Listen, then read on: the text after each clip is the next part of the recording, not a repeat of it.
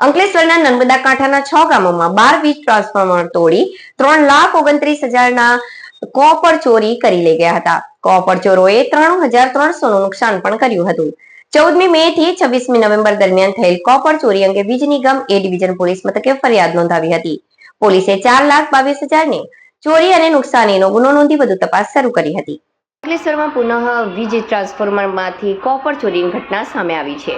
અંકલેશ્વર તાલુકાના જૂના બોરભાટા, જૂના દીવા, સુરવાડી, પિરામણ અને જૂની સુરવાડી ગામની સીમમાં દક્ષિણ ગુજરાત વીજ નિગમની ખેતી વિષયક વીજ લાઇન પર વીજ ટ્રાન્સફોર્મર મૂકવામાં આવ્યા હતા.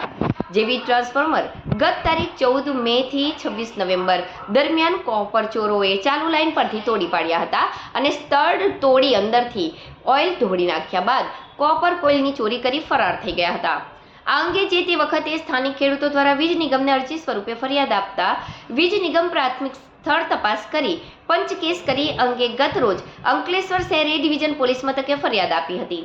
વીજ નિગમના ઇજનેર અભિલાષ નાયર દ્વારા 5 ગામમાંથી 12 જેટલા વીજ ટ્રાન્સફોર્મરમાંથી 3,29,000ના કોપર કોઇલની ચોરી અને 93,300 રૂપિયાની નુકસાની મળી કુલ 4,29,000ના મુદ્દા માલની ચોરીની અને નુકસાનીની ફરિયાદ નોંધાવતા